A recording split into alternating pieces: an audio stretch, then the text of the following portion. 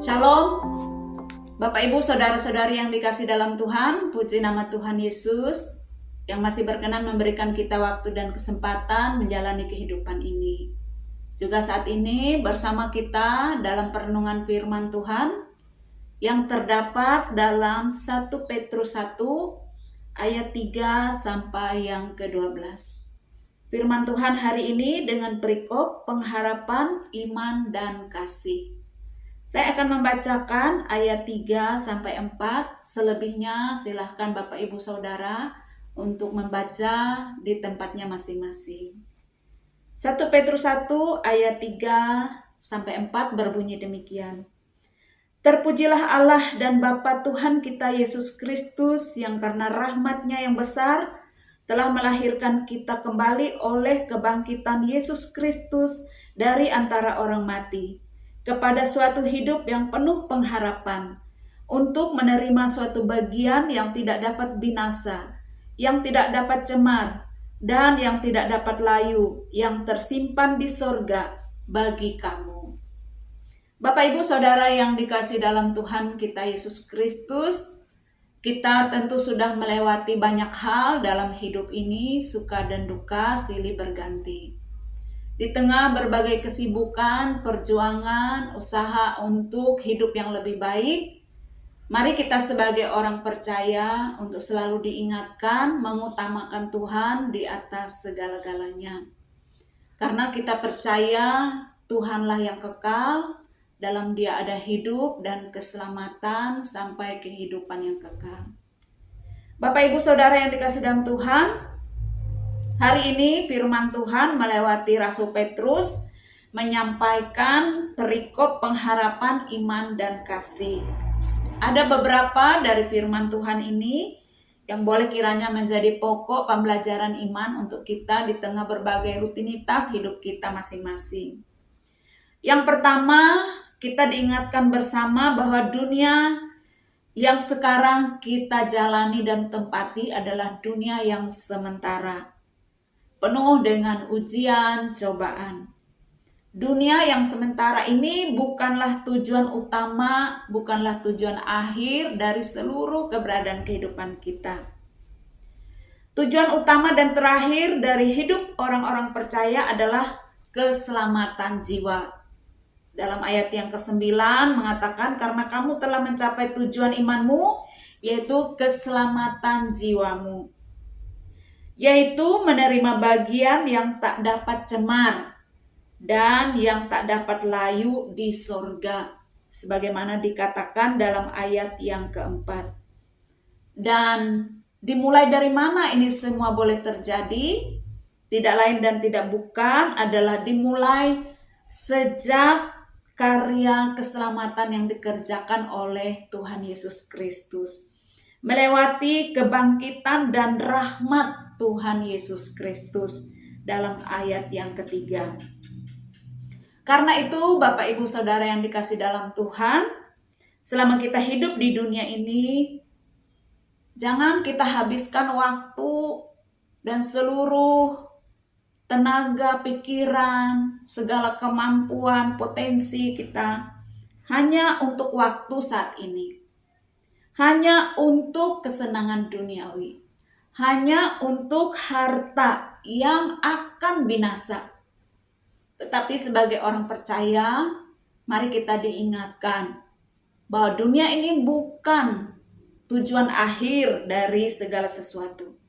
Bukanlah yang utama bagi kita. Ada tujuan iman yang jauh lebih besar dan nilainya kekal, yang harus menjadi prioritas kita, yang harus kita utamakan dalam kehidupan kita. Ingat, dunia ini hanya sementara. Segalanya akan lenyap pada waktunya. Dalam 1 Yohanes 2 ayat 15-17 ada firman Tuhan mengatakan, jangan kamu mengasihi dunia. Dunia ini sedang lenyap oleh keinginannya. Tetapi orang yang mengasihi Allah akan hidup selama-lamanya. Tujuan iman kita bukan di sini. Tujuan iman kita jauh lebih bernilai kekal, yaitu keselamatan jiwa kita. Mari prioritaskan itu dengan kita tekun mengikut Tuhan, mendekatkan diri kepada Tuhan dan melakukan firman-Nya. Yang kedua, Bapak Ibu Saudara yang dikasihi dalam Tuhan, walaupun dunia saat ini bukan tujuan utama atau bukan tujuan akhir hidup kita, tapi dunia sekarang menjadi tempat atau kondisi yang berperan penting dalam membentuk dan memproses hidup kita. Dalam pengkhotbah sering mengatakan hidup ini sia-sia, segala sesuatu sia-sia. Tapi di balik kesia-siaan itu, pengkhotbah menyadari bahwa kehidupan ini juga sangat berperan penting untuk mempersiapkan kita menghadapi pengadilan Allah. Dalam pengkhotbah pasal yang ke-12 ayat yang ke-14 ada firman Tuhan mengatakan, karena Allah akan membawa setiap perbuatan ke pengadilan yang berlaku atas segala sesuatu yang tersembunyi, entah itu baik, entah itu jahat. Jadi walaupun kehidupan ini bukan tujuan utama saat ini dunia ini, tapi bukan berarti segala sesuatu yang ada dalam dunia ini sia-sia. Ini adalah tempat di mana Tuhan membentuk dan memproses kita. Apakah kita mampu menjalani kehidupan ini sesuai kehendak Allah? Apakah kita mampu melakukan firman Allah? Apakah kita mampu setia dalam iman, pengharapan, dan kasih? Sebagaimana judul dari perikop kita hari ini. Baik itu dalam iman keyakinan kita akan keselamatan dalam Tuhan Yesus, pengharapan kita untuk menjadi bagian mendapat warisan kekal di dalam Tuhan, ataupun kehidupan kasih kita kepada sesama, kasih kita kepada Tuhan. Apakah kita mampu setia dalam iman, pengharapan, dan kasih di tengah-tengah dunia ini? Bapak Ibu Saudara yang dikasihi dalam Tuhan, cobaan, ujian, pergumulan hidup bisa saja silih berganti menimpa kita. Silih berganti kita hadapi. Kita mempergunakan waktu dan kesempatan sebaik-baiknya untuk kehidupan yang lebih baik dalam pendidikan, dalam pekerjaan, dan sebagainya. Supaya kita mapan, supaya kita hidup enak dalam dunia ini. Mungkin semua itu adalah sesuatu yang lumrah, sesuatu yang wajar. Kita menghabiskan waktu, potensi, tenaga, perhatian, dan sebagainya demi kesuksesan dunia ini. Tapi ingatlah selalu bahwa semua itu hanya sementara.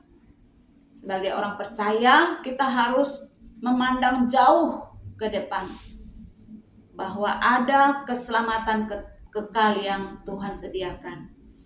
Karena itu, bersukacitalah dalam pengharapan, sabarlah dalam kesesakan, dan bertekunlah dalam doa. Sebagaimana dalam Roma 12 ayat yang ke-12.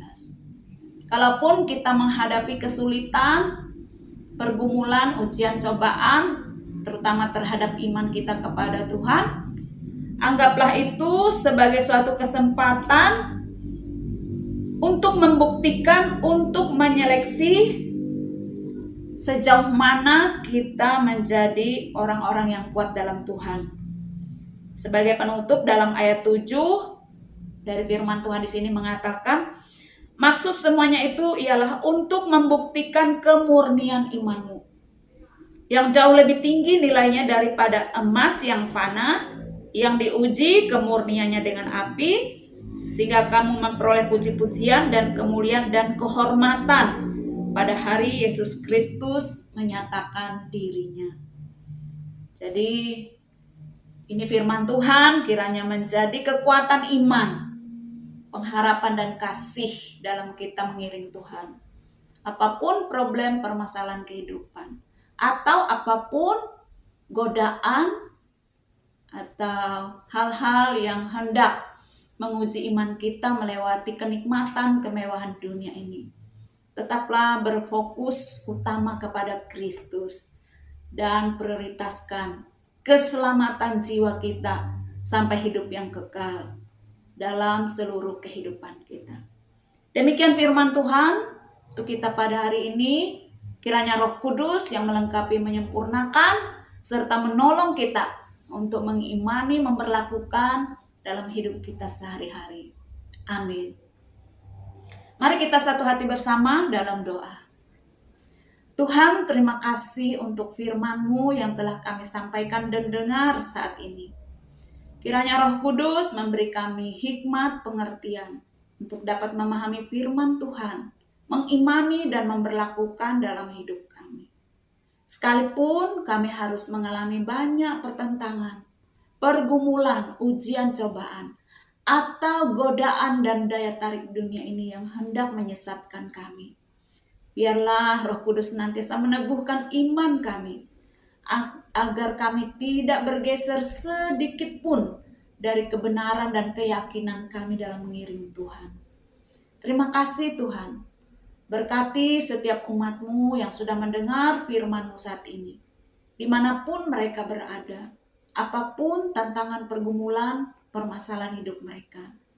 Kiranya mereka dikuatkan dalam mengiring Engkau Tuhan, setia sampai akhir, dan boleh mewarisi janji kekal, keselamatan jiwa, kehidupan bagian yang tidak bisa binasa, yang tidak bisa layu, yang tersimpan di surga. Terima kasih Tuhan, kami serahkan seluruh hidup kami dalam tangan kasih-Mu. Ini doa kami berdoa bersyukur dan menyerahkan seluruh hidup kami dalam nama Tuhan Yesus, Juru Selamat kami. Amin. Demikian firman Tuhan untuk kita pada saat ini. Semoga Tuhan berkenan kita boleh bertemu pada edisi berikutnya. Shalom.